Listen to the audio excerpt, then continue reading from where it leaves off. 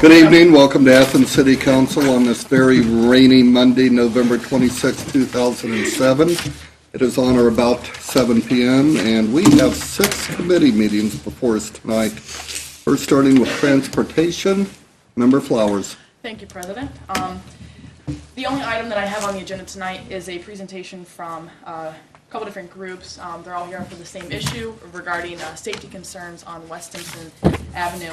I know some of us are familiar with some of the issues, mainly pedestrian related, that they're going to present to us tonight. That is my only item on the agenda, so I want them to have the most time to speak. And they are here from Havar, ATCO, and DDC-CPP. So if you want to go ahead and introduce yourself when you come up to the microphone, give us your name and your address. The person that needs to hear it isn't here. I mean, we're on board. It's the administration that's not doing it.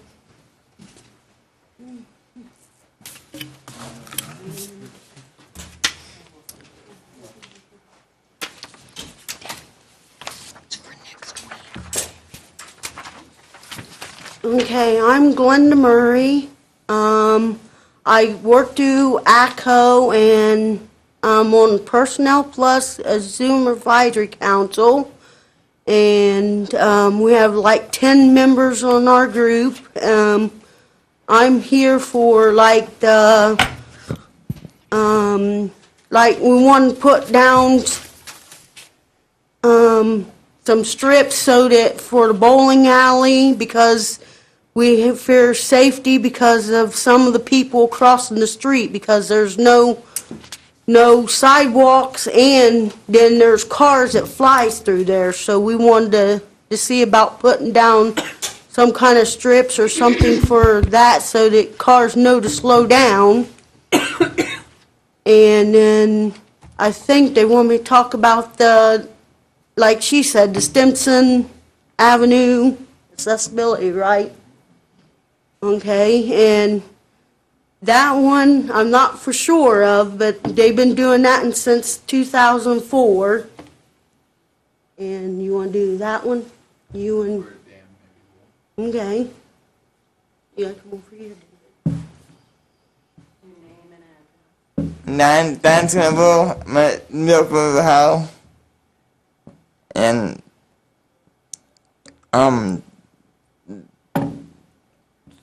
sidewalks with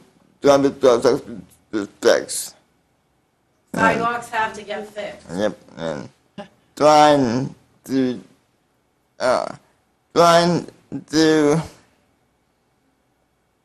like lines to cross the road better, see better, and the got stops.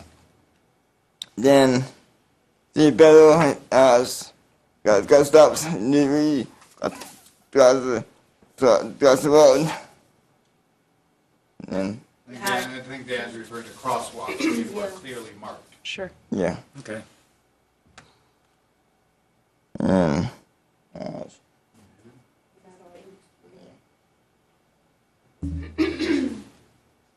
I am David Hardinger of Athens, and the members of DDCCPP are standing in support of the projects ADCO and Personal Plus is doing. So we're here to stand in solidarity and support.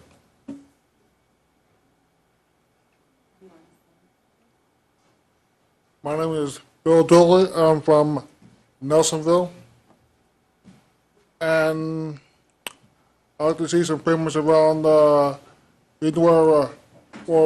Solak is, where the crosswalks that go on, there's just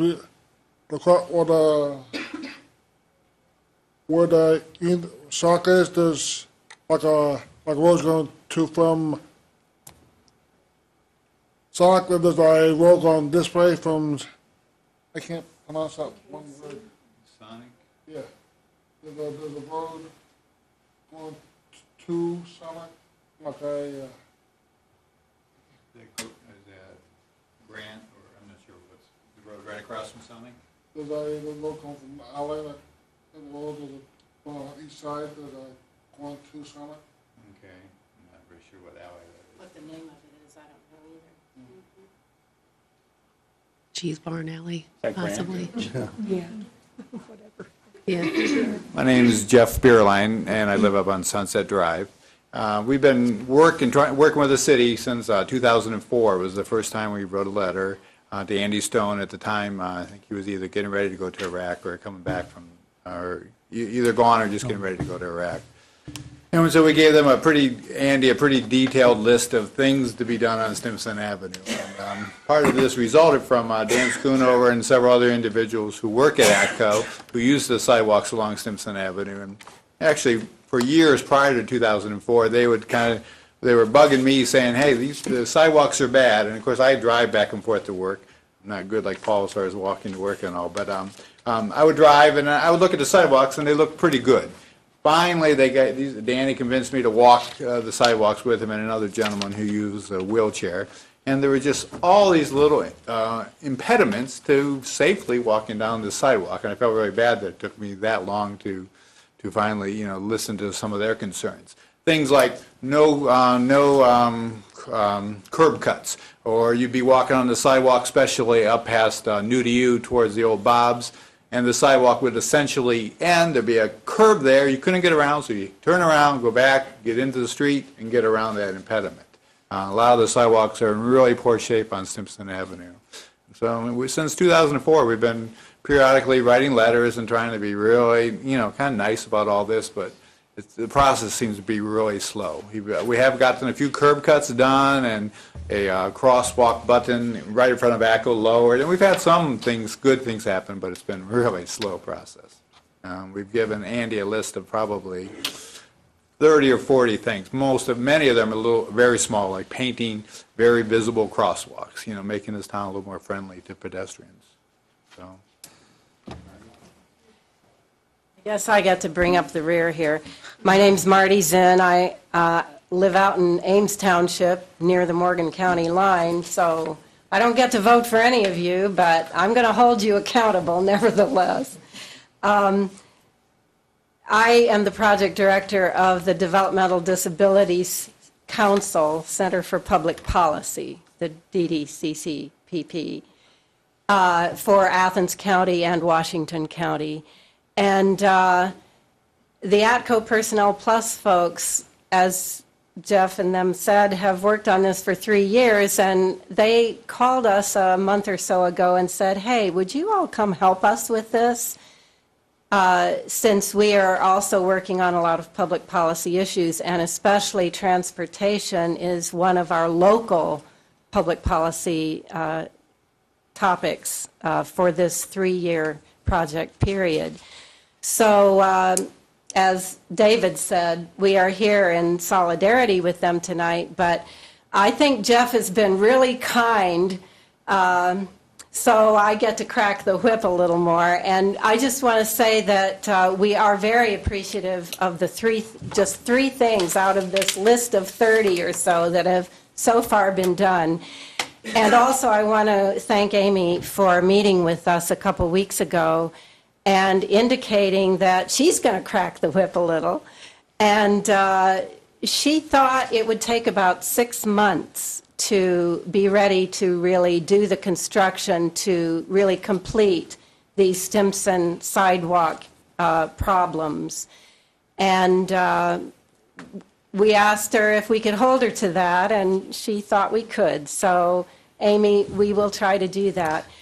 One thing we would like to ask of you is if you would, every month, starting next month, December, send us a report in writing of the progress that is made towards solving all of these problems.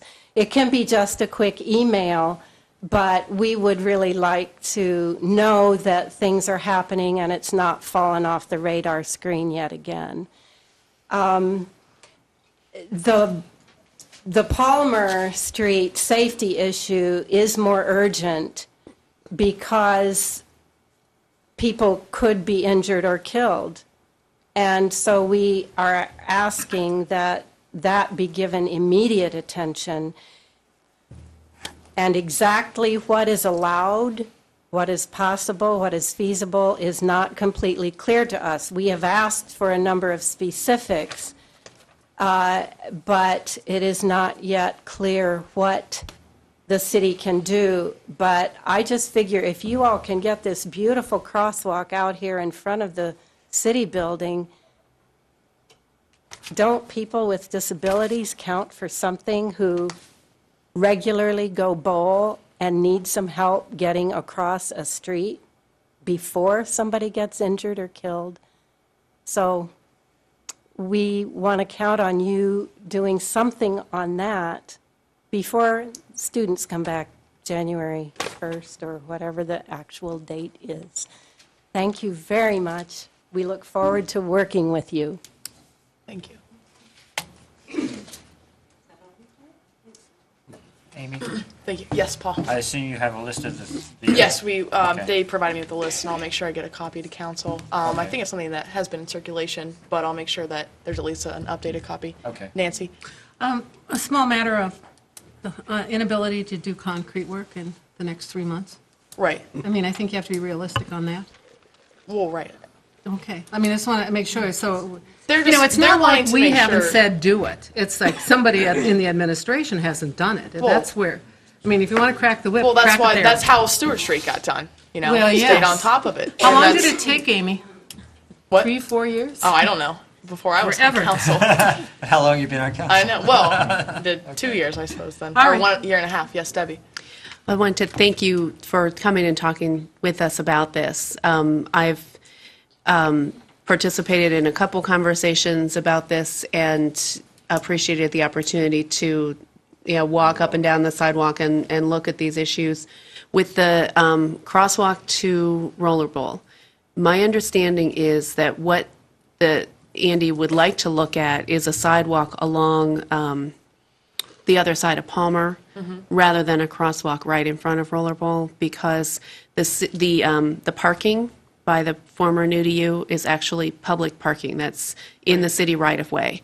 So it would be possible to construct a sidewalk along there, and that might be so that the existing crosswalk at the corner of Palmer and Stimson could be used, and then there would be a sidewalk down to Rollerball, rather than having a crosswalk in the middle of the block. Right. So that is something that I know Andy's been looking at and trying to figure out the best way to approach it. Right. And I wanted to say, too, I also have some updated notes that as soon as we're finished, I'll walk out with you and give you a copy of the updated notes that I received. Maybe take all the space. Are there rules as far as having crosswalks in the middle, not at a natural corner? Are there actual laws against that or ordinances against that? That's not, I mean, this some. isn't like a legal crosswalk out here. It's just a crossing. I don't know I know when I spoke with Andy before, because it's the same sort of thing that's down on Richland Avenue. It's not like Right. people don't have to stop, because it's like just a stopping. But I don't really know what the rules are. I'm not sure either, but we also Certainly wouldn't want find to out. create a false sense of security, and having a place that's designated to cross in the middle of a block, I think, can still have some risk for pedestrians if motorists aren't expecting, to have to stop in the middle of the block. And please remember that was put in 17 years ago in front of this building. Right. It's been there some time. And I've almost gotten killed a couple times. Yeah. Yeah, it's not a... Yeah, it's not it's really not a good idea. If you Okay, want yeah, to. Ray Hazlett, he was really against that, but then, as you said, Nancy, and they're not going to be able to do concrete work, obviously, until, spring. Yeah. So that means that this situation will continue, and somebody eventually will get hit on that spot, and that'll be sad, I think. So I don't know if you can do something temporarily, put some rumble strips up there, put some flashing lights. Some of the things you could do are pretty inexpensive, might just slightly increase the safety, and at least to buy us some time, but. I've been trying to do it on West Green, too, for years, and I don't get anywhere, so. We might also say that Amy did mention the pedestrian subcommittee, which maybe can deal with some more of these issues too, and that Certainly. Right. there's got to be a solution. Yeah. It's Oh, yeah. not acceptable to not have a quick solution that will Well, I help. think that we have to be realistic. Carol, did you? Well, my thought was that it might be possible to do something in terms of painting and putting up a sign, slow pedestrians, something like that.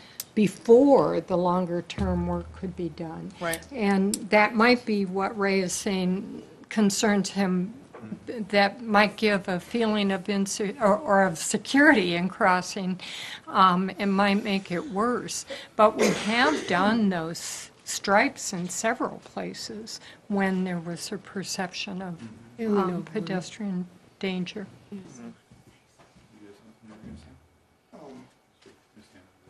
Yes. That one guy. So he can go to the break too.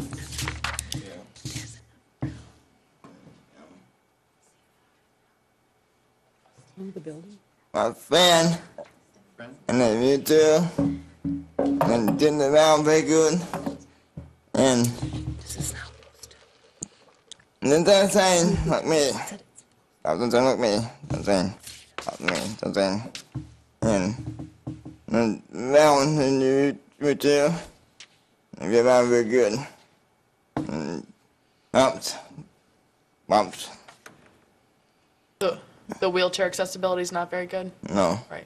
You're talking about the roller bowl or just in general? In general.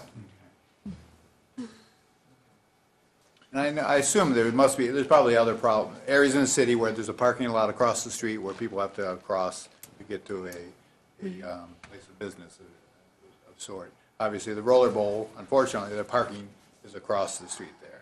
And so anybody who parks there, they're probably not going to park there, walk down to the curb and walk across. That's probably not typically going to happen, I would guess. Safe. Okay, so really it's dealing with the parking across the street to the bowling alley. Right. And then, as Nancy said, if they eventually put sidewalks on the other side, that'll alleviate some of the issues from people walking from Atco down to the roller bowl, where they can, at Hockey Valley Bank, they can cross the street and then follow the sidewalk down. That'll definitely alleviate some of the issues. But once again, that'll be at least June before that would happen. If you're lucky. He says. Okay, thanks. Thank you. Thank you very much. Anything else? Could you clarify that the sidewalk is thought to be between the parking and the buildings? That's where the sidewalk is proposed? I mean, I just want to make sure everyone is on the same page with that. Yes. Okay, because otherwise, a sidewalk constructed in the public parking area could be a problem, Right. a bigger problem. Okay. Sure. That was the only item on my agenda. I have no miscellaneous unless somebody else does. Adjourned. Sorry, I took 19 minutes and not 15. Well, Rhonda, you're on. 15 minutes. I'd like to introduce Rhonda Clark to you. She's been here before. We are in the process of trying to, over time, develop perhaps more backyard compost heaps, I think, and as opposed to centralizing, running, sort of in keeping with this concept we've developed of the green city, have people start to do it in their own yards, and I think that's what my goal is in having Rhonda come here. I actually heard from Keith Peterson, who writes grants for Friends and Neighbors, that when they had a backyard composting educational event down in Lottridge, that most of the people who came were from Athens. So, I mean, we have unmet needs here, in other words. So, Rhonda, take it away. Tell us what you've done. Hi. Let's see here. I'm going to give a PowerPoint here on what has happened in the last year, and then how do I?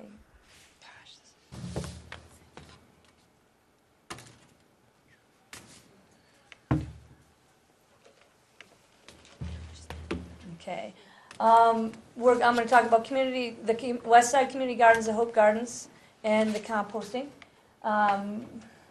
Let's see, CFI's mission is to help people produce their own food. We help local people acquire the tools they need to grow a garden, and we help them learn how to plant, maintain, harvest, cook, and preserve that garden, as well as compost and save seeds.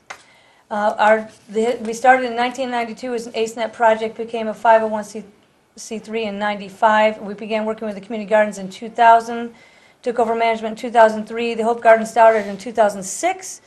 And this year we started our Hope Garden Summer Youth Program and the CFI donation stations. So our programs include the Hope Gardens, the West Side Community Gardens, Edible Schoolyard Project, Composting, Seed Savers, Free Seed Project, Food Preservation Workshops, Gardening Angels, and the CFI donation station. Here's a little index. Here's a picture of the Hope Gardens. This year, we increased the garden space by 1,400 plus square feet. We moved gardens throughout the complex.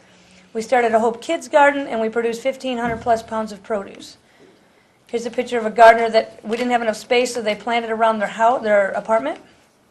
Here's some of the lush gardens in back of one of the apartments. Here we see our gardeners. Some people donated garlic, and we cleaned up the gardens and planted garlic to improve the soil and improve their health. Here's the cleaned up gardens. We had 2 summer vistas dedicated to the program from June 10th to August 5th.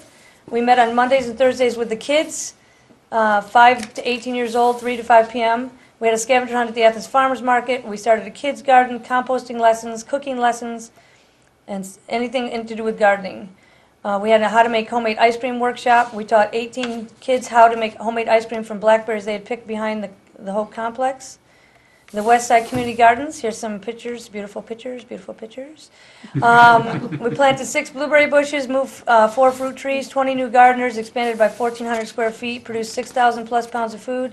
Our gardeners are asked to donate 10%, which equals about 1,200 plus foods went to different organizations. In your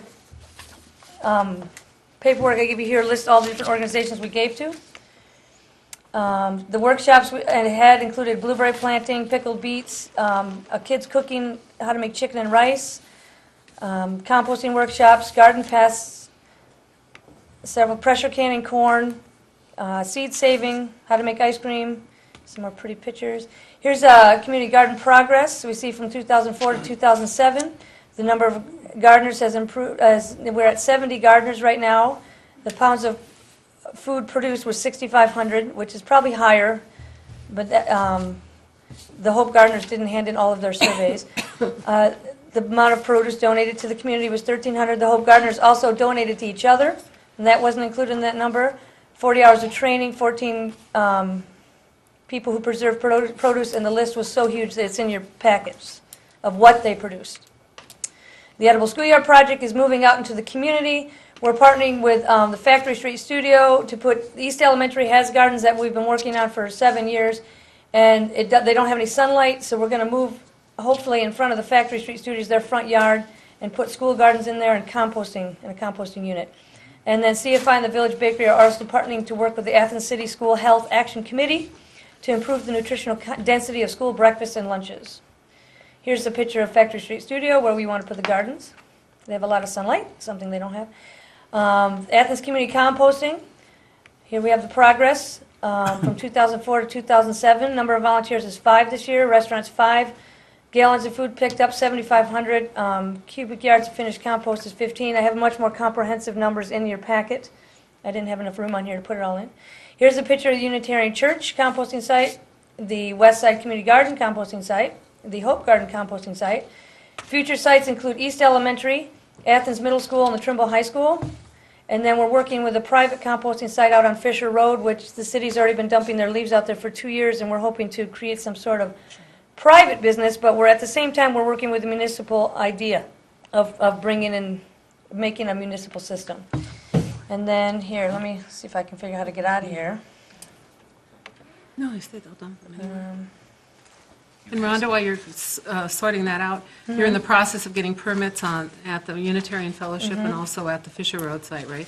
Yes, we are. I mean, whoever's in charge is doing it. Yeah, we're in the process of getting the UUFA site licensed because we were distributing the compost off the site. We thought if we donated it, it wasn't conflicting with the EPA rules.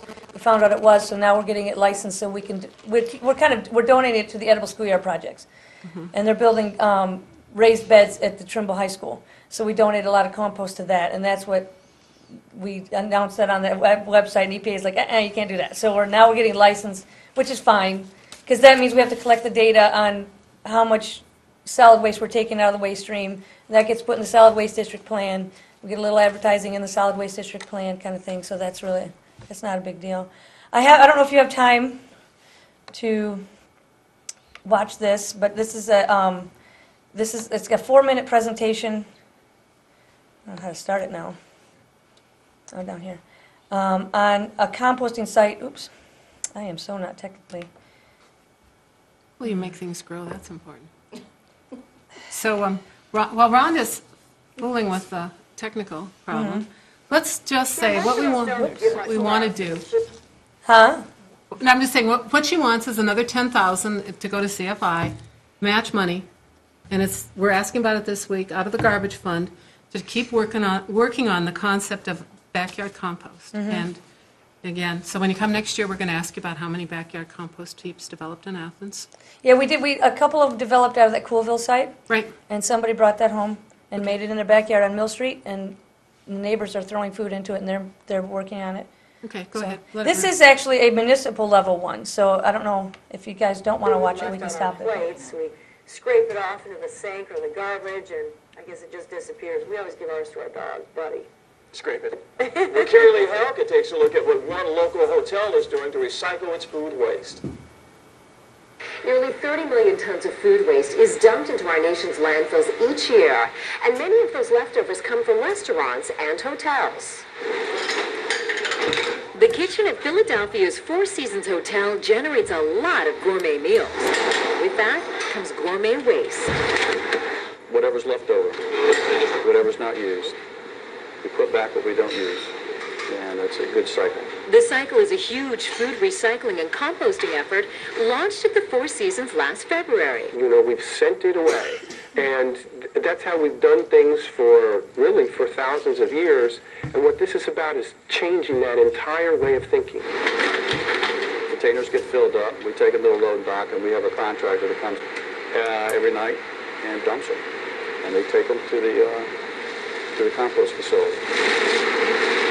Montgomery County farmer Ned Foley loves these leftovers. Here's some cantaloupe tops, here's some bananas, here's pineapple tops. You see some bib lettuce or romaine lettuce there. Within a couple of months, he turns this into this. We're standing on top of food waste, some from the Four Seasons. We're standing on top of manure, steer manure, horse manure, yard waste. Composting is about microbiology. All of Foley's ingredients are dumped onto pipes that funnel oxygen into the mix. As these microorganisms break this material down, they generate heat, and that heat is what's coming off here. After about 4 weeks, you can't tell what kind of food first started out here. Next comes the curing phase. You'll see some contamination. You'll still see very identifiable wood chips, cardboard, things of that nature. You're not going to find any kind of identifiable manure or food waste. But you can certainly see what does not break down. Plastic is my nightmare. Plastic is my nemesis. So that's what I'm trying to get my customers to understand is it's so important that a single plastic bag is a huge, huge problem for us. Even though Foley's customers try to be vigilant, plastic and other contaminants still slip in. After the curing phase, the compost is moved to another pile and screened. The alternative is that stuff goes to a landfill, where it's exactly the same stuff. It gets buried with a whole bunch of other nasty stuff, and it can't be reused. It can't be turned into fertile loam and fertile soil. For 2007, we've reduced our landfill waste by about 30%, which is about 155 tons. So that's enough garbage to completely pack our ballroom, ceiling, wall to wall. So it's a lot. Composting is also saving the Four Seasons money. It actually saves us about half of what we would spend if we put it into the compactor and took it up to the landfill. Landscapers, golf courses, and other farmers love this stuff. Black gold, no doubt about it. Even the Four Seasons is using it in its gardens. A lot of people in Philadelphia love the Four Seasons food. As you can see, our flowers love it too. You get that kind of eureka factor where everyone's the slop at first, then they see the finished product and goes, wow. There are about 450 compost sites in Pennsylvania, most of them take in leaf and yard waste, but Foley hopes that his organic food composting catches on with other farmers too. One other brilliant... I'm gonna click it there. Okay, well, thank you, Rhonda. Yeah. I think my committee, anybody opposed to continuing our affiliation with CFI? Jim is the one who normally does goes to the meetings, and we appreciate it. We'll probably put it through the same way as before. This is seed money, and one of these days, we may strike it rich, right?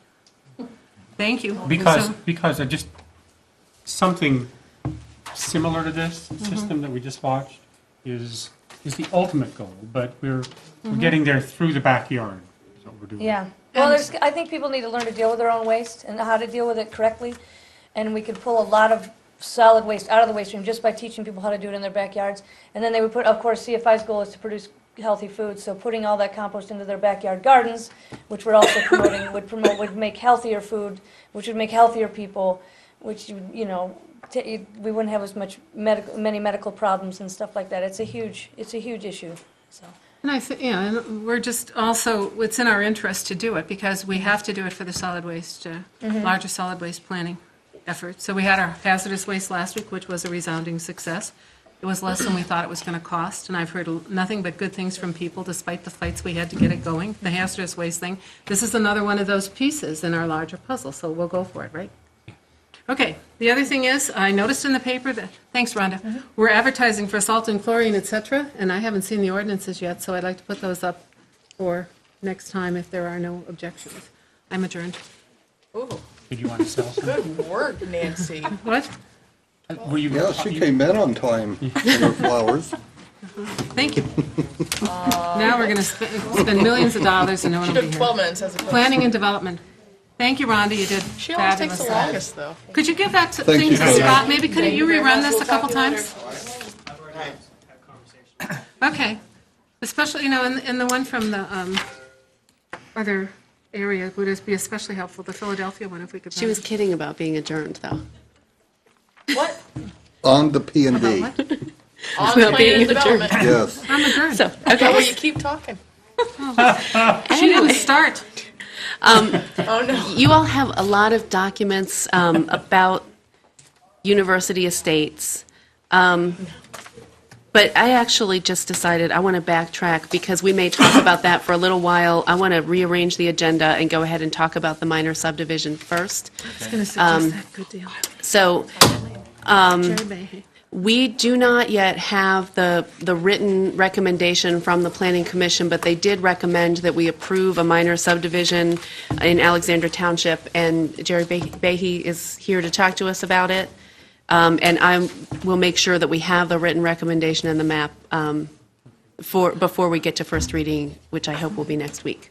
Jerry Behe, surveyor, and I'm not sure how familiar anyone here is with this, but my clients, the Clarks, Dr. Clark and his wife, own a total of approximately 30 and a half acres in Alexander Township along, I assume you have a copy of this or not? Not yet. I'll give you all another Okay, copy. great. Pardon? I said great. 30 acres?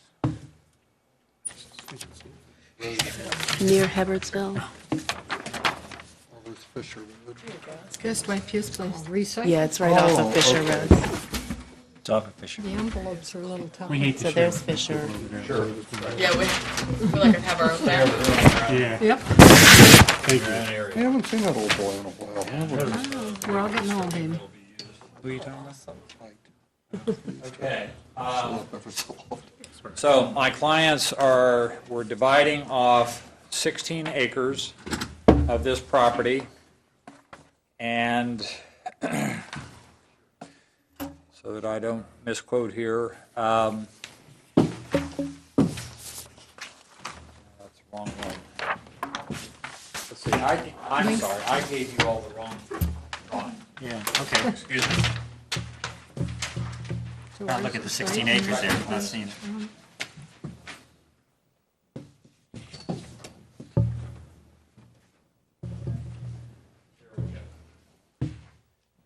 16.6 acre tract being cut out of. Yeah, pass along that way.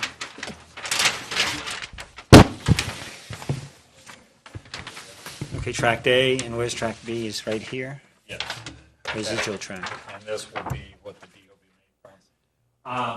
I had the wrong thing in front of me when I gave you the acres There is approximately 50 acres 50 in the acres, entire okay. tract. There's going to be 16 acres cut out, leaving a residue, I believe, on the sheet in front of you of about 33 acres in Tract B. It is a minor subdivision because there is an access easement involved for the 16-acre piece across that strip of ground that goes out to County Road 17. You all see that? That's along the fence line of, or the edge of the property of Jeffers, is that it? Correct, Okay. yes. And the Clarks own that strip of ground all the way out to Fisher Road. And they are going to provide an access easement across that 50-foot wide strip back to the 16-acre tract. So that's what brought it before the Planning Commission as well as this body as a technical minor subdivision. We have incorporated on the face of the plat a maintenance agreement between the two tracts, the 16-acre and the 33-acre. That same language is included, will be included in the deed for the 16-acre, which you have a copy of the legal description there that I gave you as well. Exhibit A. And that maintenance agreement is incorporated as part of that deed. They have their copy. Okay. Yeah, we have our own copy.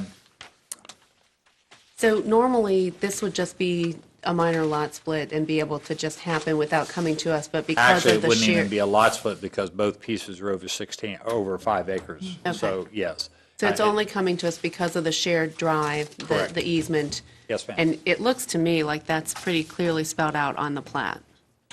It's spelled out on the plat as well as it will be spelled out in the deed. The 16-acre piece is being given to their daughter, who is moving here to join Dr. Clark's practice. She is going to build a house on it, single family dwelling. And there is a recommendation from the Planning Commission to approve this, we just don't have the written memo yet. So that was the... Clark, Dr. Clark. Alexander Township, 2 parcels, subdivision, minor subdivision. 16-acre, 33-acre, yes. Yes, it was approved for sure. Questions? So is this the only frontage that's there? Is that the total frontage, that easement area for the property? Yes, sir. 50 feet. It was cut off of the back of, that 50 acres came off of the back of the acreage that Dwight Pugh owns. And originally, back when it was initially created. And then I have taken that basically 50 acres for round figures here to make it simple. I've taken that 50 acres and divided it into 2 pieces. So I think we could go ahead and have this up for first reading, and we'll get the written memo before then. Everybody's okay with that? Okay, so we'll have it up next week. Okay? Please. That'll be at the regular council meeting? Yeah. Which is at 7:30 Monday. Yep. First and third Mondays. Okay. Thank you for your time. You can keep those set so that you'll have those. Thanks. Okay. Now, on to University Estates. We had second reading last week of the Phase 2 plat for the University Estates subdivision, and there were a few questions that came up, things that we've been talking about along the way. You have a pile of documents in front of you. I think you have a letter from Dr. Connard, and you also have some documents about Armitage Road. So there are a few issues that I would like to see resolved before we do third reading of this.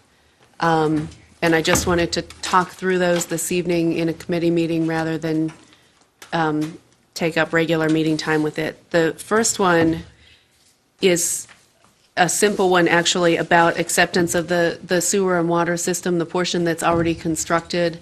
There's a letter from Ray saying that we accept that, I just want us to do a clarifying letter saying which portion of the sewer and water we're talking about specifically, so that there's never confusion in the future about the things that haven't been built yet. So to just kind of say really specifically which sections are completed and inspected and accepted. So you don't have that. That one I think is really straightforward.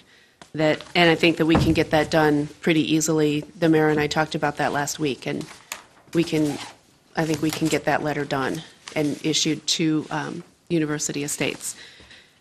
The second thing is about sewer and water, or sewer in general, and I gave you a map last time with the different lift stations indicated on it.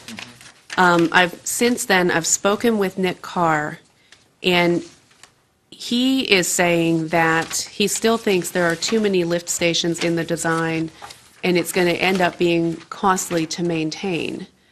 I don't know a whole lot about sewers. I don't want to get involved in the details of how this thing should be designed, but I would like the folks who are planning and building University Estates and our folks to have some agreement about what's going to be built and what it is that we're going to ultimately be accepting as our infrastructure before we approve this plat. I just want to know that that's worked out and there's an agreement about what it is that we're going to be accepting, because I'm concerned about the number of lift stations and whether that's going to be kind of an ongoing cost that all of our ratepayers in the city have to cover.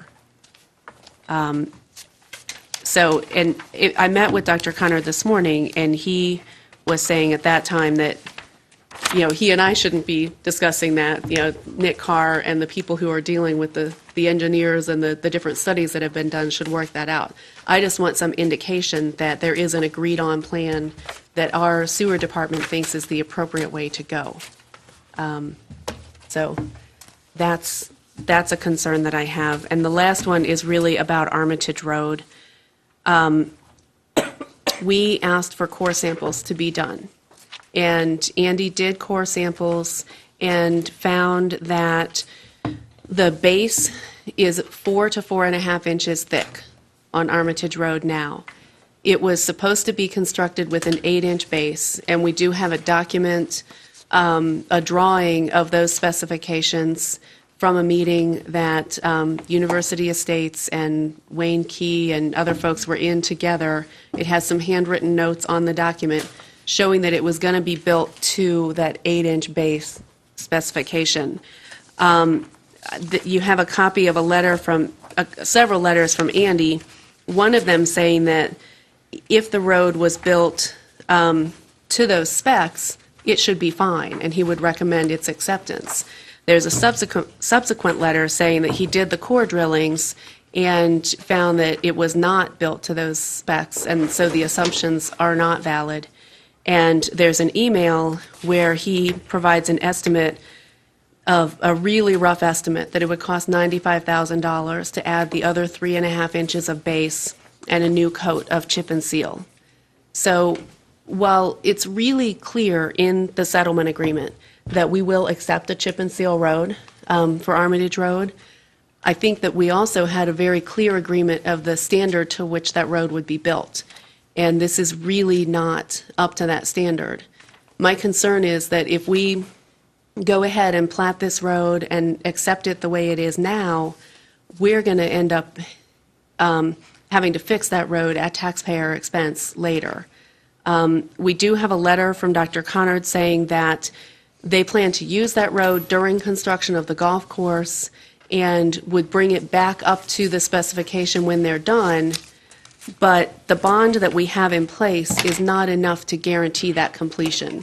The bond that is, or the letter, irrevocable letter of credit that's in place for University Estates right now for Armitage Road is for $1,837.50. And Andy estimates that it would cost $95,000 to bring the road up to the standard that we agreed that it needs to be before we accept it. So, Dr. Conard, you also have a 2-page letter from Dr. Conard where he proposes that we should just amend the plat with a 3/4 vote of council and remove Armitage Road from the plat. and not include it at all. And they will go ahead and use it as is while they build the golf course. And then 2 years from now or whatever, when they're done building the golf course, they would come back, ask us to plat the road and accept it, and they will have gotten it up to that standard at that time. So those, I guess, are the options. One is that we table it until we either have a bond in place or some guarantee that the road's going to be built to the agreed-on specification, or we amend the plat, get the road off of there completely, and they come back to us later. So that's the best I can do in terms of summarizing the issues as I see them that I'd like to have resolved before we vote. Mayor Abel, I don't know if you want to weigh in on any of this. We talked about some of it last week. Oh, I think we do have to resolve a lot of those issues before we're there. We've been trying to do that too. I think that I've asked for some direction from the law director. He's still on vacation, although I did get an email from him over the weekend on some other things. But part of it is there's nothing in our code that ever defines our roadway as other than a curb and gutter. As that's the only standard that council's really ever adopted for our roads. And that's more in the planning commission areas of everything. Everything that was done on, as if this was going to be outside of the city at the time of annexation, which happened, and that it would come in under the county standard. And I've asked, for what the county standard for chip and seal is, and I've never received it.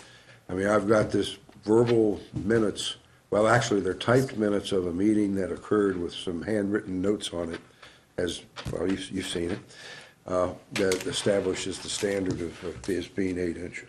Mm-hmm.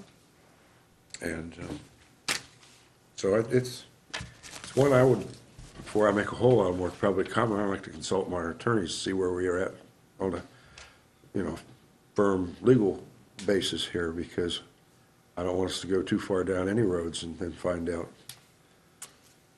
we're back in court. Does it sound like we do not have any, if I'm understanding everybody, anything to hang our head on what the standard is for chip and seal road within the city? Only thing I can find is that letter of, it's not even a letter of record, it's sort of a recording of the minutes and some supposedly agreed upon by the developer, the county engineer's office, and the service safety director's office. And there's a drawing that's a cross-section of the street with handwritten notes on it that's dated, it looks like 2002, that shows that 8-inch base as the agreed-on spec for that road. It also agrees asphalt concrete surface. I think I see that's crossed out here, doesn't it? Contractor to apply tack coat between base and surface course. Bituminous aggregate base shall comply with CMS number 301. But the number 1 thing said asphalt concrete surface. I mean, part of it is from the city's standpoint right now, if there are these questions, then can we resolve what would be a good chip and seal roadway? Because we know that that's not going to have a whole lot of usage in the long term. Mayor Abel, would that mean you're not going to go, there wouldn't be a bridge in the future? There was always discussion of a bridge.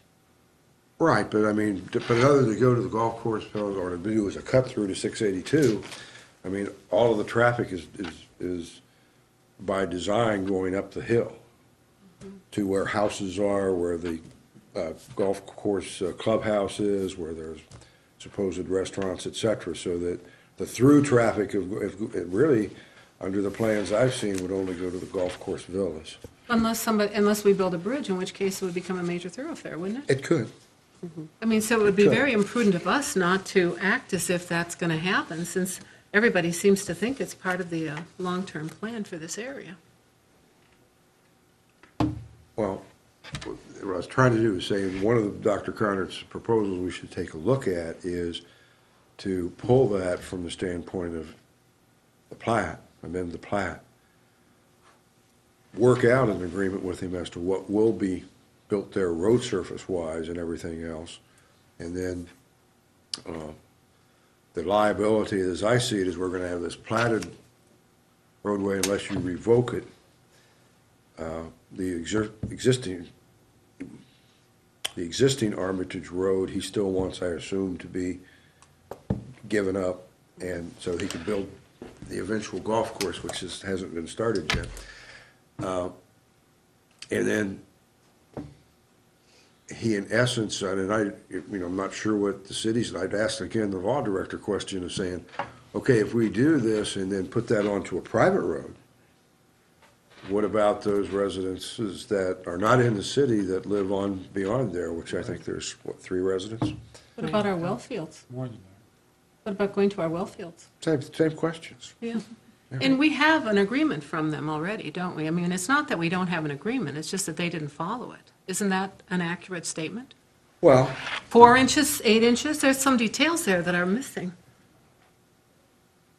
and that's why I really don't want Garrett to debate it a whole lot in the public without having to talk to the city's attorneys. So- And I think it's unwise to do that. Well. But we do have an agreement, right? Well, in light You've of got that the request, agreements we though, have.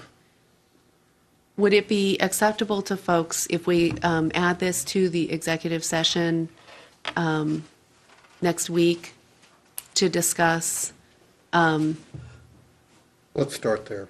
Because, there is a possibility that if we make a misstep in regards to the settlement agreement, that it could end up in litigation. So I think we could, add this as an executive session item, which would mean that we table it next week. We have that discussion and we figure out how to proceed. Could we have an executive session in the beginning and then, well, You never know how long they're going to last. Yeah. I mean, just on this particular item. Just table it. Table it? Okay, I don't Yeah, really care. Table is the safest. Okay. Thing to do. Table. All right, so hang on So you to have 5 votes at least. all these lovely documents, and we can talk about it again next week. I think that some of the issues we've discussed are probably pretty easily resolvable, but some of them, we just have to be careful to make sure that we are responsible to all of the citizens and taxpayers. We don't want to accept something that's going to end up costing everybody a lot of money to fix down the road. Yep. So, Been there too many times. Yeah. Just a quick question. Council member Phillips. Are the lift stations included in the same ordinance that we're reading about? Is it separate? I don't think we have that detailed drawing with the plat. The plat Okay. only So really this has is- on this it is lot the- lines and roads. Okay, very good, thank you. Can you review for us, as long as he's talking lift stations, how much the cost of pumping is for the one that has the pink with the, around the purple dot? I think that we had an estimate from a lift station in Oakmont that it was like $140 or $150 a month Okay. to operate. I don't know if we have any numbers for the one out there at University Estates that's currently operating. So the estimate would be that each one of those little dots could cost that much money? There are several that are considered major lift stations, and then a number that are considered minor lift stations that serve a small cluster of single-family homes to get it to the main line. So I think some of them would be less expensive to maintain and not be doing as much work as the major lift stations. The one to more closely to it, too, would be like the lift station out at the hotel that pumps to the Hope Drive one, because those are a series of small lift stations that like maybe 350 gallon per day type capacities designed to do a small area. Here you're talking in most cases residential homes, but you're only talking 3 and 4 and 5, where our administratively thing is, we feel that those, if that's the way you have to individually build your home, that should be your individual cost and your individual cost of operation. Because I don't think a city system should then approve and have a higher, the same rate for somebody that's getting a much different type of service because they chose to build a house that needed a grinder pump. So this is essentially a grinder pump rather than... Well, some of them are, yeah. And we have places where grinder pumps have been part of the landholder's responsibility. Right, So it's not like it's new, no. a new concept. Right. Okay. I just want to say that in public. Okay. I know the answer. Does anyone have miscellaneous for planning and development? Okay, we're adjourned. I think I went over my time, though. Just a smidgen. Good job. It's important, though. Finance and Personnel Committee, our first and main agenda item is a quick discussion of the proposal for the 2008 budget. Mayor Abel has not been feeling well, but he has persevered and worked on this for quite a while to give us what he calls a very rough draft of his proposal. I think I said rough twice. Yeah, It says rough, comma, rough, yeah. But I do need some guidance tonight. And so, at this point, since we all did just get this afternoon, I'm going to ask the mayor, I know it's not easy for him to talk a lot, and I don't think we need to talk about this a whole lot at this point because it is new to us. Follow along, and we'll have a discussion next week, I'm sure. Mary? Sure, I think the main things on this is that I've added in the labor negotiated steps for the non-union and the ASME service workers and the police department. And I've made some guesstimates in the fire department since that contract just was extended. Where I need some help is council's not established yet a wage pool. Say, are we doing 3%, 3.5%, 4%? Because I'll make the budget and the calculations based upon what you say tonight. But I don't want to do it one way and then have to do it another to compare, because we are under somewhat of a time gun here. In what I'm doing here, and I've done some since I sent this at 4 something, I've been stripping out like the debt payments other than like the community center, which I already know, just because I need to get that information from the auditors yet. And do you want that in there from the beginning, or do you want to just add that as each one of those notes come up? Again, I don't know. Same thing with a lot of the capital items. Those are all things that the new administration can take a look at, make sure they want to do, and put a lot of capital areas in. But I do want to tell you that with the changes in the auditor's office to a minimum threshold of $2,000 on a capital asset, it has to cost $2,000 or more. Anything under that, it is not a capital asset anymore. Eliminates a lot of the things like I used to budget for the special breathing apparatus for the firefighters because they're like $800 or $900 per pack unit.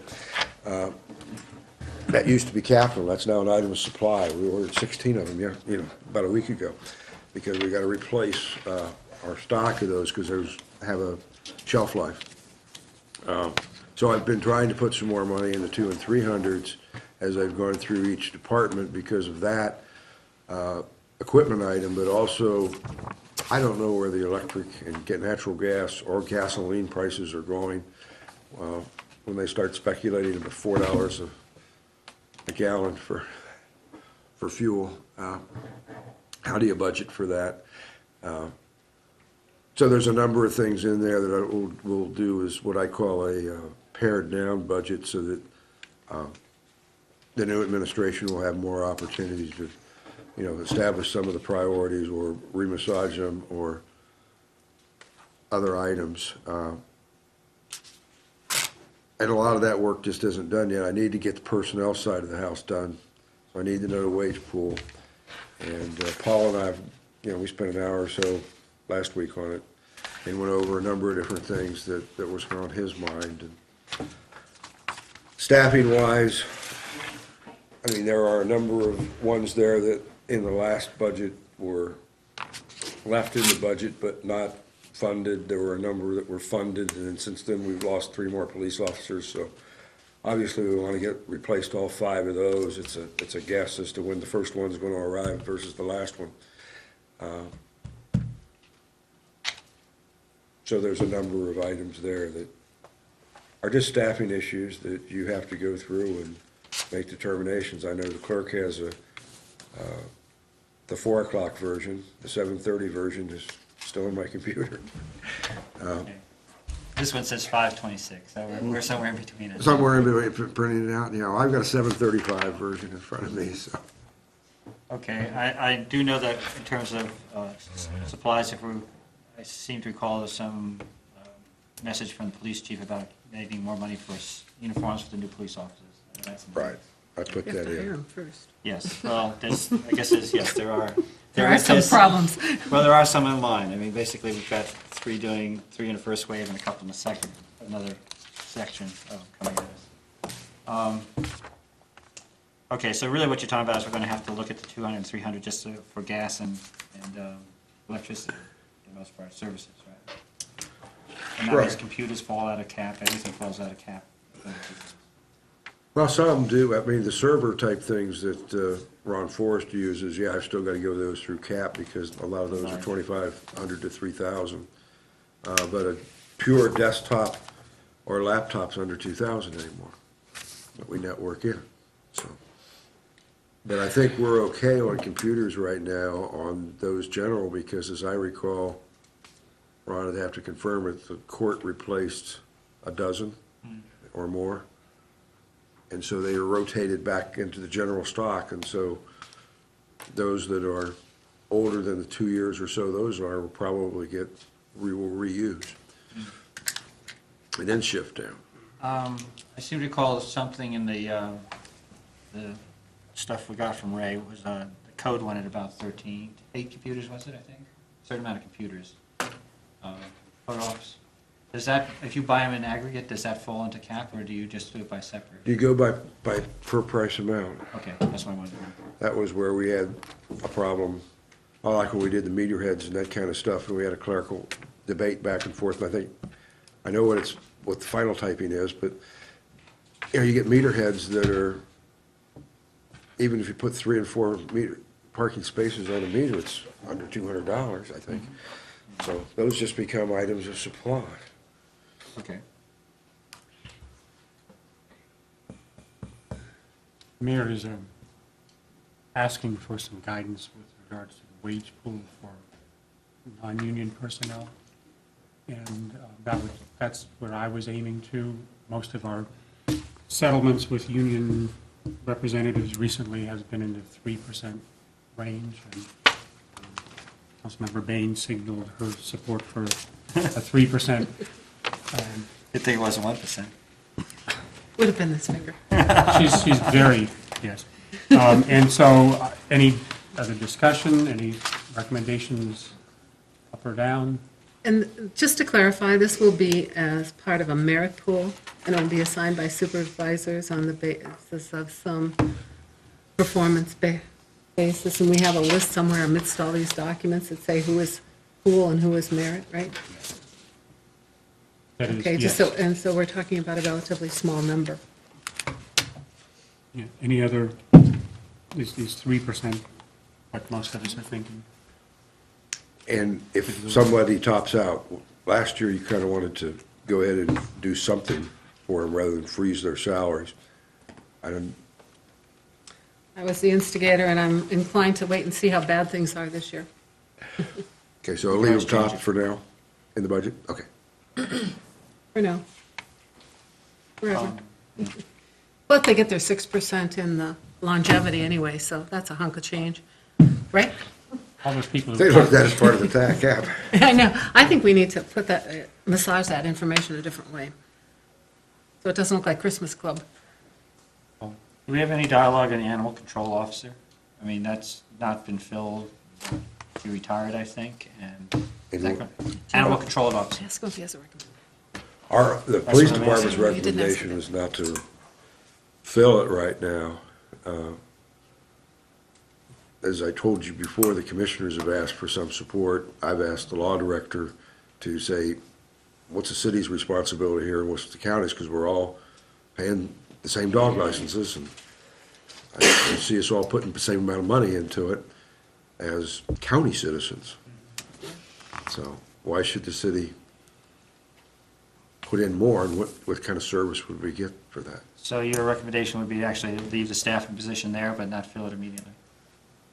Not fill it. I would leave the position there, I mean, I think, because there's the money.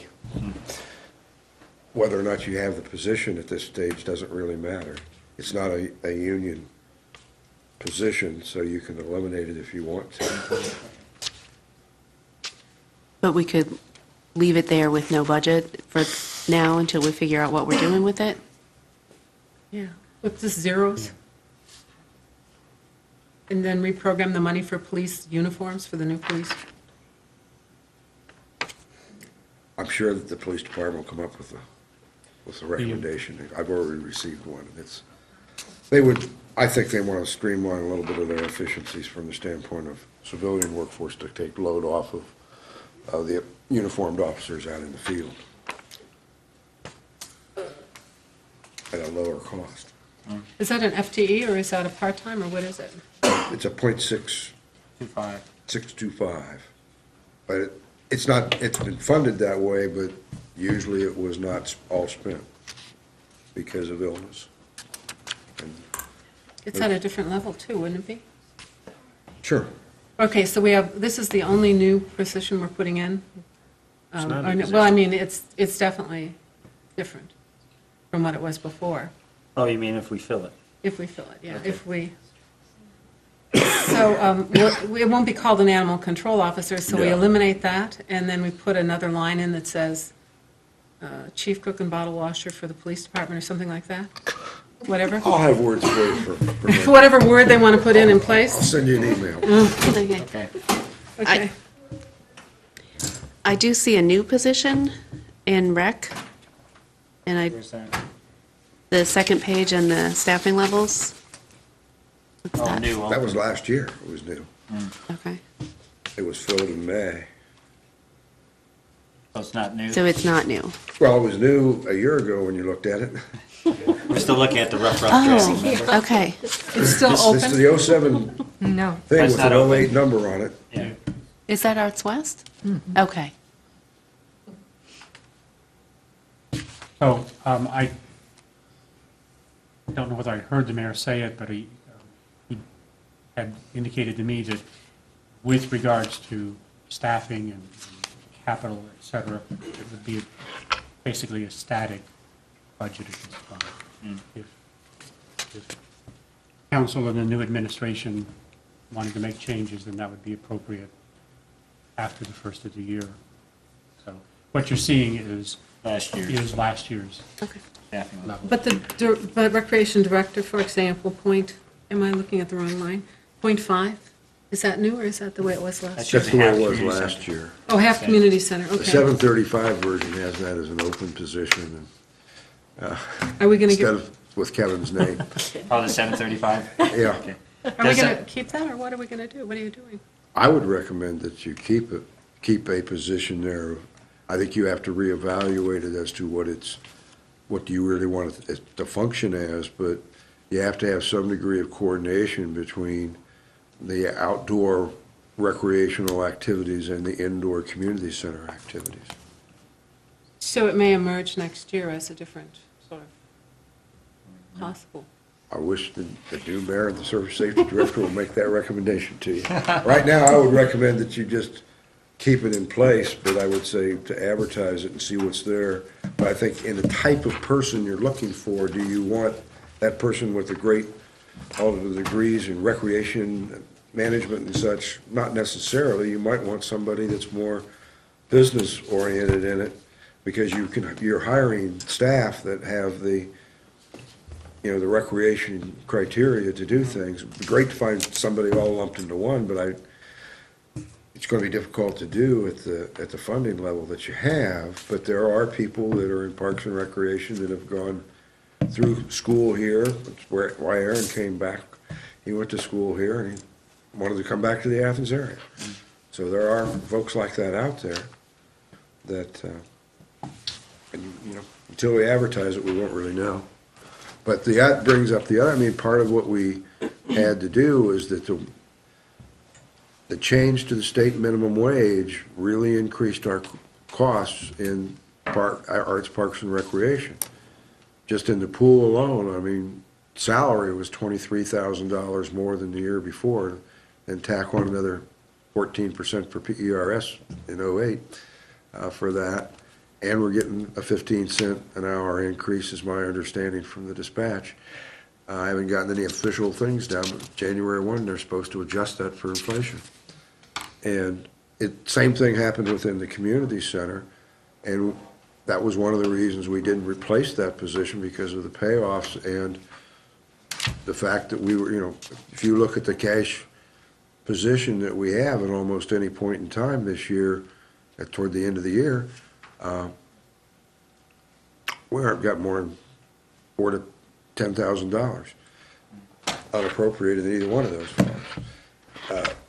Which means we've, you know, to absorb and keep that, now we've recommended, the advisory board did, and the new publications have it all in, a $15 across the board increase to the low rate, discounted rate of memberships.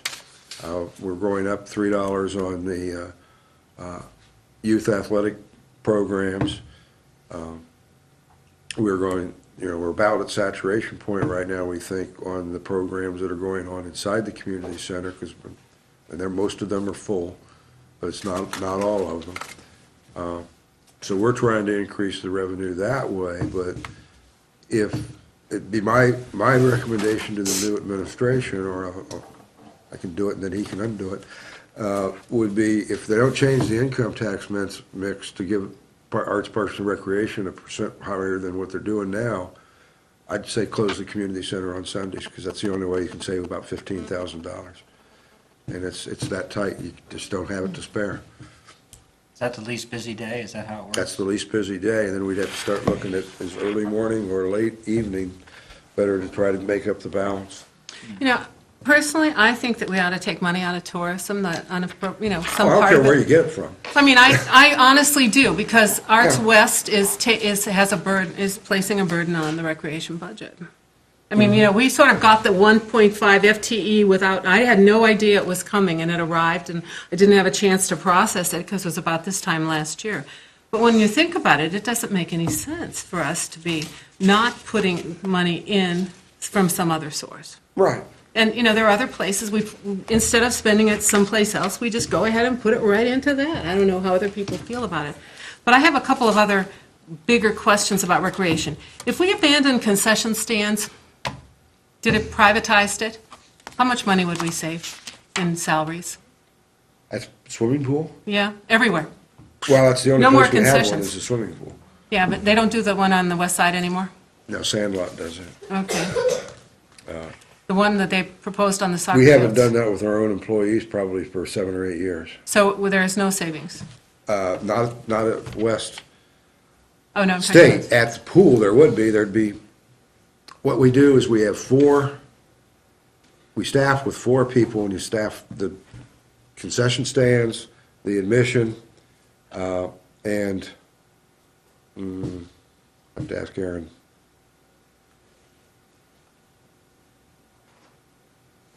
The cashier, and then, you know, your pass person, and then you switch them around during the day, so you probably save 2 people at the hours of operation of the pool at $785 plus fringes, versus what, then I can give you the thing of what profit I that think it made on product. We've been through this tango before. It costs And you money. Yeah, I know, and I think that that's another place where we can say, let private enterprise have it. Yeah, oh, we've done that before some years. And then remember, Kevin had to have it back because he wanted, you know, he desperately thought it would work. I remember that was when I was finance chair, so, I mean, why not? Why not just Okay, lean and so mean it? That's one. Yeah? You said you had, I think you said you had 2.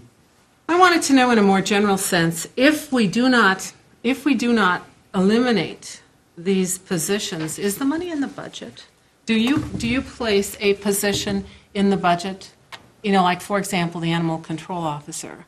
Would that money go into the, whatever it would be, it's 35,000 plus bennies, would that go into the budget in 100s and 200s, plus the vehicle No, maintenance? it would go into the 100 classification in the police department if you did it in that particular instance. But yeah, when we budget the people, we budget them by transaction class. And you can only spend on people in the 100 transaction class. So in other words, it would give money, if we don't remove it, the money goes into the budget in the area and is allowed to be spent on people, as you note. Yeah. Okay, so, I'm not sure. But if you, Yeah. if you say now that, yeah, you want us to try to bid out and contract out the concession stands Mhm. at the pool, yeah, we can drop that from the budget in the 100 series in rec, Parks and Rec. I'm only Yeah. one person, I just knew, Yeah. I told. No, but that's what I would do if that was what the committee had recommended. We can do it. Or, It's just, I mean, you think about how, maybe there's some efficiencies, but there are also, there have to be some other problems, like where's the ketchup? You know, that kind of problem that ends up going up the hierarchy. You know, I just think that if we're looking at a leaner, meaner budget, which is what I think we're asking, you know, and also some money from tourism to offset the cost of Arts West, some of it. And I asked a while ago for some effort, some statement on what was rented out. I know my kid's renting out the community center. It's going to be like $800 the 2nd of August. That's good. All right, no, so there's $800. I'd like to know how much it's generating in rentals. oh, yeah, that's right on the what monthly report you have. Yeah, I know, but I don't open them. How about Arts West? How is it doing? It's the same, I mean. Is it rolled in? Yeah, it's in the 270 rather than the 271. Mhm. Rental is one of its biggest areas. It's got about over 14,000 in rentals so Mhm. far this year. And does that go back into rec? That goes into the 270. It goes back into rec then? Yeah. Okay. All right. The hard part in some of the rec things that we have is that when you run a new program and it's successful, your variable expenses go up too. You got the revenue to pay for it, but what did you budget? And then I gotta go back to council and say, okay, we need to straighten this out. A good example of that was the women's retreat, Memorial Day or Labor Day weekend. We didn't have any idea how that would do with Mimi Morrison and such, but it had, I don't know, it was $300 each. I think it had almost 30 participants. I mean, it was And that can much offset huge, bigger something than that's what we adult. thought it was gonna be. Okay. You know, for a first-time event, you never know. Yeah. So, go ahead. I just, to kind of get it, so when you leave it in the budget, the money is there for use by, let's say, in the street department, going outside of rec, 22017, street, maintenance tech, trainee, laborer, two open, one is in the budget. That means that you have extra money in there. That would be a slush fund for overtime or whatever? Yes. Okay. Putting it baldly. Okay. But if Or to it's- hire that person. Or to hire that person, whichever Well, comes in yeah. the year. But if it's not in the budget, then it's just in the unappropriated balance. It's in no nowhere. money there for it. Right. It was just that we had not decided as a council and a city to eliminate that position, and had been asked by the union not to eliminate the position. Mhm. So they can beat us over the head with it when they feel like it, right? Right, when we go to the bargaining table, that could be. Yeah, and firefighters the same way. Right. Okay. Paul, you had Two questions. How much is the budget for the concession stand? And you're talking about 4 people involved in it, 2 people I have no involved in it? idea until I go do some work on that. Well, it's- She's good at pulling those questions out of the air. I'm not good at pulling the answers out of thin air. Well, I didn't even see this till now. I'm sorry to ask you so Well, much. we all just started now, okay? All of us are good at getting the questions. It's the answers, the hard part. In terms of staffing, I know that we are down 1 code inspector, that so 1 is open. That should be reflected too in this. Are we going to keep it open, or? I've asked for a justification of that, say, how are you allocating your people? Part of this, I mean, it gets back down to, Paul, you and I talked about this earlier, is if you are successful in finding a planner, then that will change Steve's workload, which will free him up more to do some of the things a code inspector might do in the respect of building renovations and some other things, which is where this person would usually fit. And so it's sort of like, which one do we count first? You know? I see, yeah, and plan is open as well, I see, or it should be, right? Nice hiring someone. I don't think so. Amy, you had a question? I have a question for the mayor. Did Ohio University pay their bill for using the pool this summer? Yes, Have they we did. seen that? Thank you. Where did it One go? bill We they still paid. didn't make money. One bill they paid. So we got 10,000 that went into the pool budget? A little over 14,000. Okay, did it go into the pool budget or? Oh, into- yeah. Okay. We wouldn't, I wouldn't, yeah. You were worried Since you about earned it. it. Well, I mean, they Now we have to We win. still can't lost pay money. the even fire with that. alarm. false Fire alarm alarms are the stuff, other so they thing, can- yes. I just was curious. Okay. Any other Tap fees. questions for the mayor at this time, or It seems, yeah. So this is going to evolve into something, next week we'll have a new version of it? Is that what's Yeah, going to happen? The 950 one will have Right. 3% pool. we have three Call versions in during the tonight, week so. and get new versions. Yes, I can yes, it hardly will. wait. It's like a ticket. Yes, it will. It will evolve into an actual proposal next Monday. How about the meeting at 3? inconsistencies in the personnel meeting at 3 ordinance with tomorrow? respect to, I have Yeah. okay, all right. some, the personnel director is working on answering those for us, so. You know, because the mayor said, well, it should be at the lowest level instead of at the highest level, and, you know, and that was the same thing, my response to that personnel. The rehire. Yeah, rehires, Retirees. So we, retirees. I think that's been changed. It's already, she's already gotten it. Okay. That's the 750. Or something Is else. that the 7:15 time? Okay, Mayor, did you have anything else to say about this at this time? I'm sorry I made you talk when you're hurt. We had some, I heard that we had some people from I don't see them. some of the neighborhood Where are they? associations coming to talk to us. Paige, you're not here. No, for that. Paige is Okay, mom. okay, so we are, Okay. The only thing I got in terms of those emails was, and I don't know what they wanted to talk about the budget, but one I thing want to I talk about more police. was that what it was? Police and fire. Okay, the one I got was about graffiti, trying to subsidize neighborhood associations to get material for fixing More graffiti. police for the graffiti. I don't know if you were in that email, but they were in an approach, and that, I assume. That's another one I don't know. That could be an environment committee issue or could be a budget issue, but I don't know what they're talking about really. well, I would, when specifics come out, I would support that. Okay. But I There's didn't a hear problem, anything. it's a problem around the city, and it's more and more occurring on public property as well as private property. And from everything we hear, the best way to combat it is get rid of it as quickly as possible. And that everybody has to do it. Yeah. Okay, I'm sorry. I'll get off.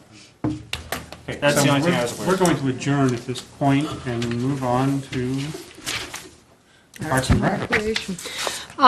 For Arts and Recreation this evening, I just have one thing, and that is, I had a conversation with Paige, and as you remember, Paige was new to us since January of last year, and when the subject of the agreement with tourism came up, she wasn't familiar with it, so it was kind of a, yeah, nice cast.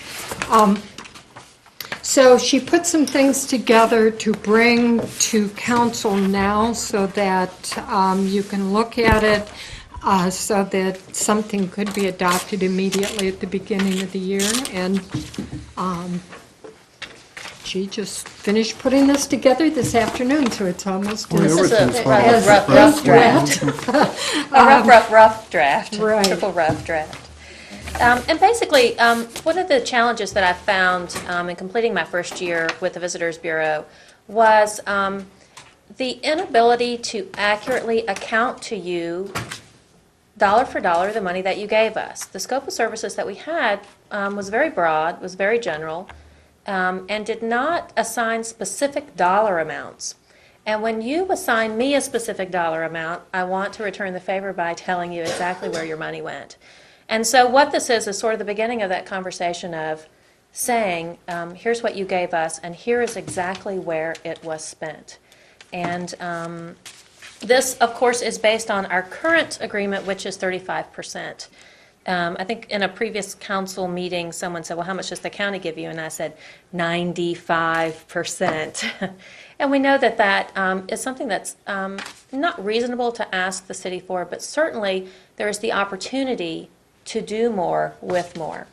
And I won't go too much into depth in that, except to say that we have been, since the day I began in this position, flooded with requests from business owners, from our hotel partners, from people who are trying to develop festivals and events to do more. And with more, we can do more. Certainly, we will stretch the limits with the funds that we are given, as we have been doing. But it is very difficult with 3.5 people to make all of the meetings and all of the rounds and contribute to all of the things that need their own special attention. So this past year, we received about $75,000 in lodging tax from the City of Athens. That represents about 25% of the total ACCDB budget. The lodging tax from the county that we received is around $214,000.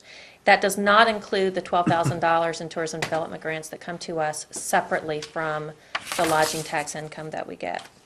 And so what we did was kind of go through our areas of concentration that we normally follow for all of our services that we offer. So it includes advertising, marketing, communications, our staffing, and then the miscellaneous, which includes the administration of the tourism development grants. And what we've done is just give a rough draft. Our final budget for 2008 is not complete yet and won't be until the board approves it the second week of January. And then it will be presented to you with specific dollar amounts at that time before we approve our scope of services agreement for the next 2 years. However, what you see in here is some recommended expenditures for each one of those areas and some specific activities associated with those expenditures. In particular, we will see a large increase in our advertising budget for next year. When I first started, our advertising budget was around $22,000. It jumped this year to $30,000. We will take all of our carry forward money, that excess lodging tax that we accumulated this year, and dedicate all of that towards advertising next year, plus a little extra. This is something that is incredibly important, especially as we move into some of our primary visitor markets, particularly the Columbus area, the Central Ohio area. We could spend the same amount of money advertising in Dayton and only reach about 30% of the number of people that we could reach in the Central Ohio market. So we will be moving very strongly into that market. And of course, as the roads improve, it will become easier and easier for those residents to make their way down to the City of Athens. So what you see in this budgeted amount here is the amount that we will spend that is dedicated specifically to the City of Athens. It's part of the larger budget, so our total budgeted amount for advertising will probably be somewhere in the neighborhood of around $60,000. But what you're seeing there is the budgeted amount based on what you give us and based on what we project we'll be able to do. In there, you'll also see an interesting project, a pilot project that is in discussion right now with some of the uptown businesses that we're referring to as Hidden Treasures. Now, Hidden Treasures has been a merchants group for several years now. They work very closely with AceNet. We've had some ongoing meetings with them in which we're trying to do more to support those businesses through the visitor market, particularly in the times when the population in Athens drops. So you're talking about the summertime, and of course those months that month that we're going into right now, the month of December, which is peak retail and dining time all across the country. In Athens, the tables are turned a little bit during that time because we do lose a large portion of our population that has some expendable income. So we will be working very hard next year to take this Hidden Treasures concept, which is the thing that I love the most about Athens, that local concept, that thing that makes us unique.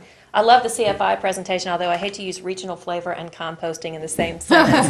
But regional flavor to me is that thing about Athens, not just the City of Athens, but predominantly within the City of Athens, that stresses that buy local, we can make our own, we can support ourselves, we can be unique and different from what even the smaller communities our size plus the large metropolitan areas can offer. And the composting and community garden initiative is a great example of how you can take a project like that and turn it into something that encourages your hotel partners and your restaurant partners to become a more green community. And those are the things that people are attracted to. Those are the reasons that create visits for people. They want to see how things operate. So you'll see about $20,000, give or take, a little bit, that's dedicated specifically to City of Athens advertising. And of course, a lot of that will go towards the festivals and events that happen in the summer, Ohio Brew Week, Boogie on the Bricks, and those neighboring festivals that happen during that time, the Pawpaw Fest and all of those other things. There will be some money dedicated for Halloween advertising. However, we would like to see more planning going into Halloween, of course, and more opportunity for our businesses, all of our businesses to take part. I know, Nancy, but I cannot Plan begin. somewhere else another year. Well, and that's something that is definitely in consideration. And as I've always said, we have great respect for Jonathan Holmberg, and he, remained very passionate about Halloween this year, despite it's sort of kind of rolling down to the last minute and some things falling through that we'd really hoped were going to work this year. But we are continuing and have met with Jonathan several times since Halloween, and we still believe that Halloween has a lot of potential.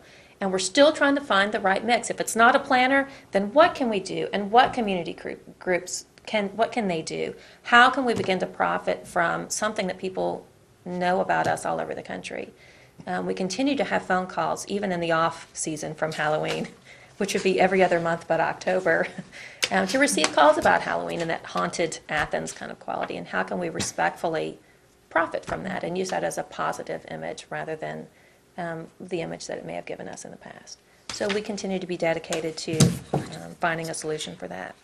As far as marketing, we are building some really strong relationships with our hotel partners and with, in particular, Ohio University, as we begin to try and lure in the convention and meetings market and the group tour market. So what you'll see in there, the dedicated amount there, give or take a couple of dollars or so, around $10,000 is what we're establishing at this point. And that will help us to distribute the visitor's guide and to work with our tour partners, both those individual travelers and the group tours and meetings that we're really going to go after this year, in particular with the relationship that we've developed with the university and being able to gain access to space and to build some partnerships. Communication, Paige, yes. Question. The 10,000 is the city portion. How much is it total? The total portion on that is probably going to be somewhere in the neighborhood of $15,000. Yeah. And you have to remember that for marketing, especially when we talk about group tours, we're looking at overnight stays. And 85% of all of our rooms in Athens County are here. So you get a larger portion of the marketing budget dedicated specifically for the city of Athens than you might see in advertising, just because those are the things. Marketing is really what we try to generate overnight stays from, okay?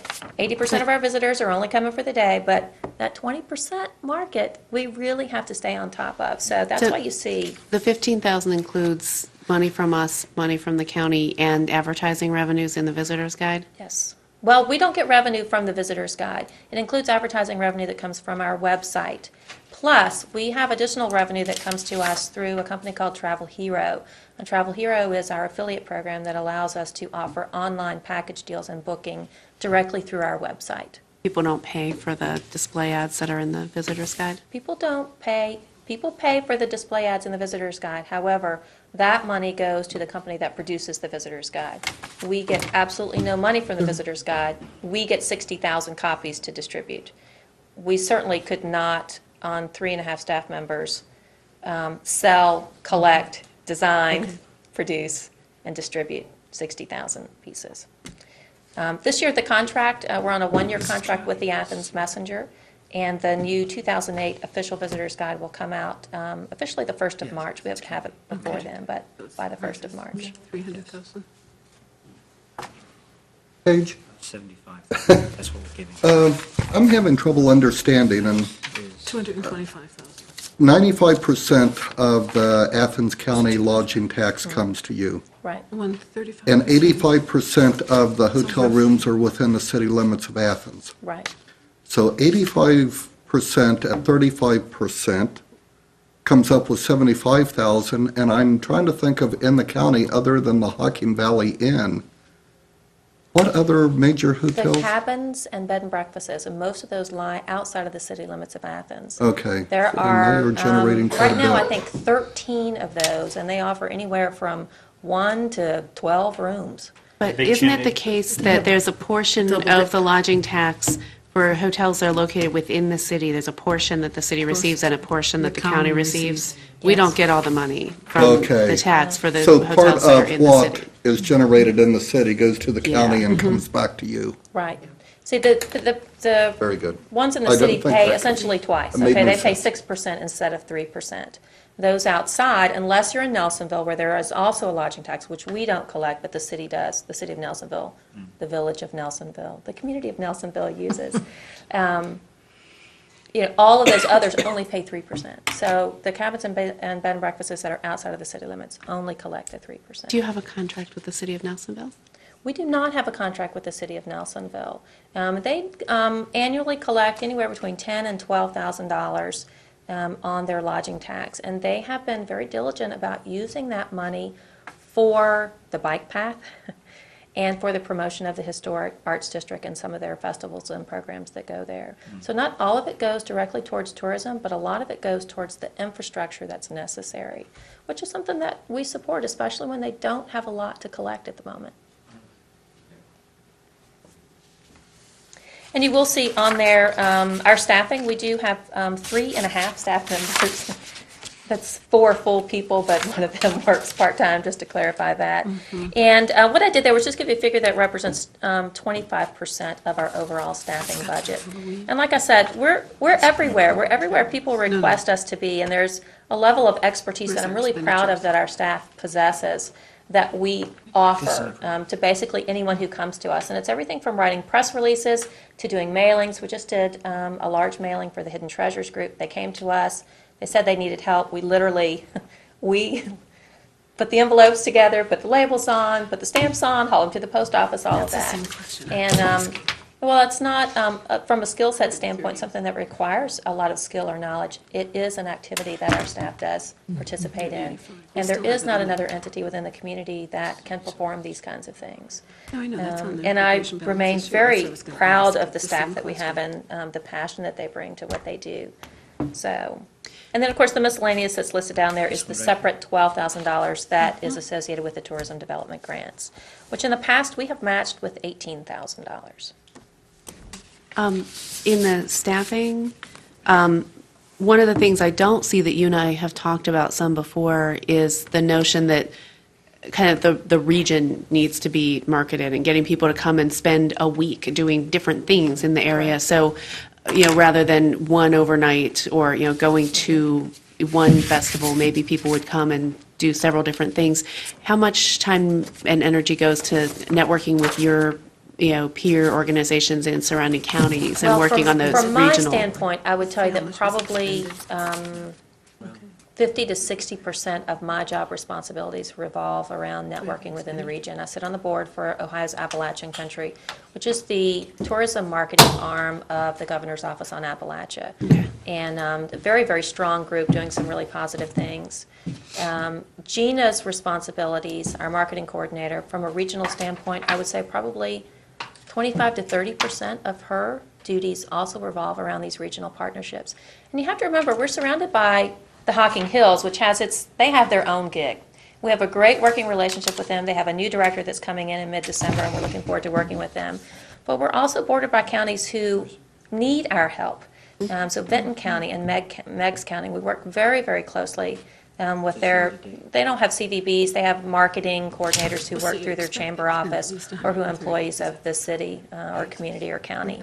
So we work very closely, and you will see those events listed on our website. You will see some of their cabins and bed and breakfasts listed in the regional lodging section on our website. We try and be good partners because we know that if people come to an event in Benton County, they're very likely to fill up their gas tank, stop and have dinner, or stay overnight here, or take a trip uptown Athens or to go through Nelsonville. We know they're very likely to spend time here. And just to give you an idea of some of the results of some of those efforts, with Ohio's Appalachian Country, which represents all of the 29 distressed counties, Appalachian counties in Ohio, we are going to be represented in National Geographic again this coming April in an Appalachian map. They asked each one of the Appalachian states to submit 2 trails to be featured on the map. We submitted 5, all 5 made it in, and 4, I believe, of those 5 trails actually fall within Athens County. 3 of the 4 trails fall within Athens County. So you'll see, beginning in April, a multimedia, user-friendly, interactive website that will link straight into our website from the National Geographic page that will feature the Quilt Barn Trail, the Appalachian Adventure Trail, and the Ohio River Scenic Byway, which we only have a small portion of right through Hockingport, but still, it's our claim to the river. So you will see those featured nationally. And we don't pay anything for that, but we have to reap the benefit of it. It's one of those once in a 10-year kind of opportunity that will come to us. And that's a direct result of regional partnerships. It's very crucial.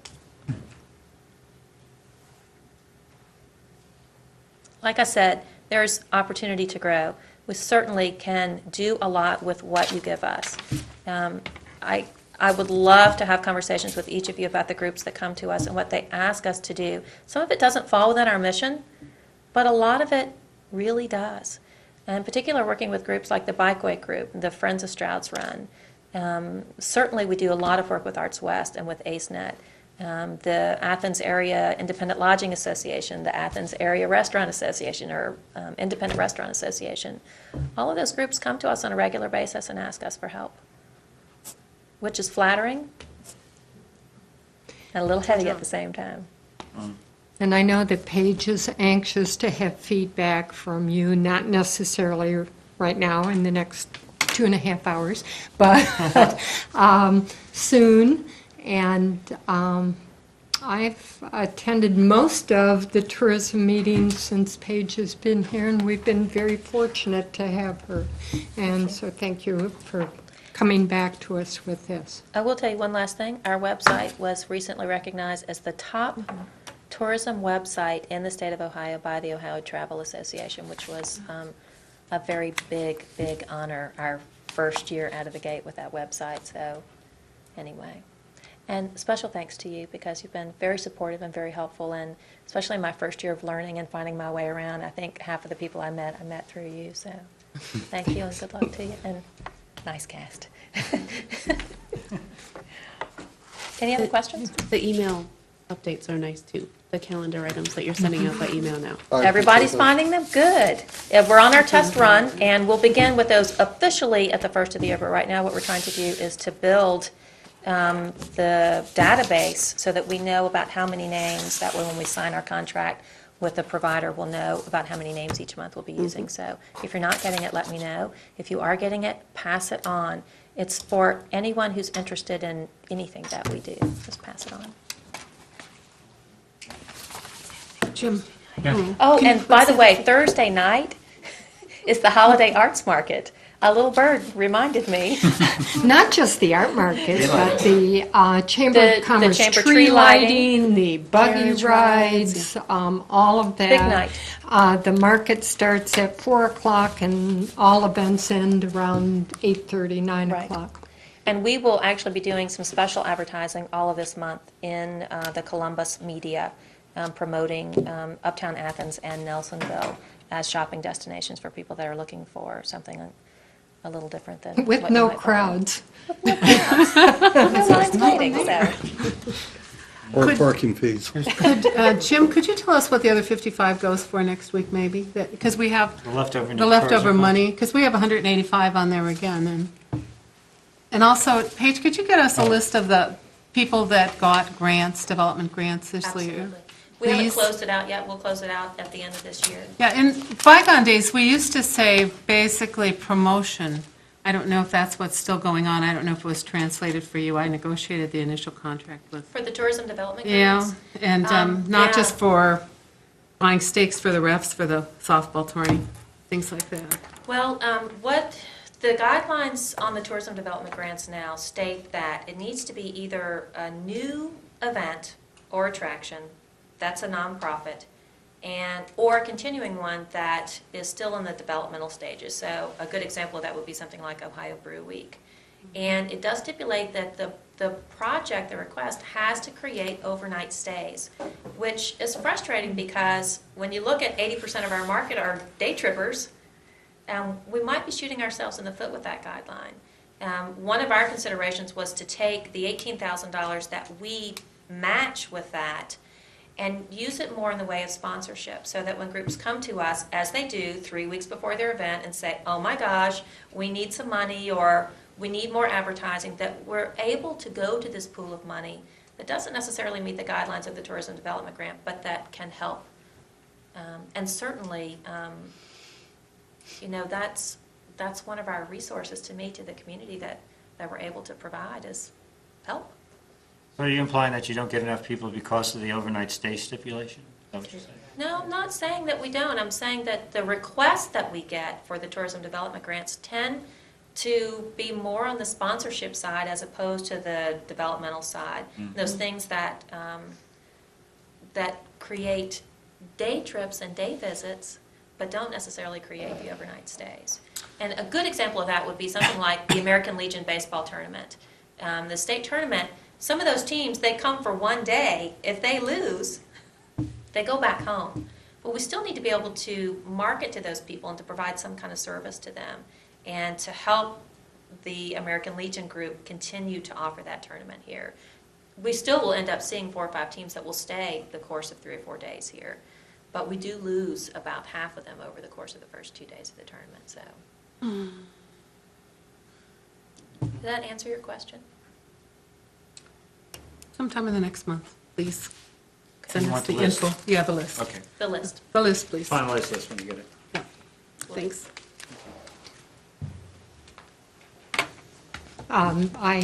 That was my miscellaneous, so I have no further miscellaneous.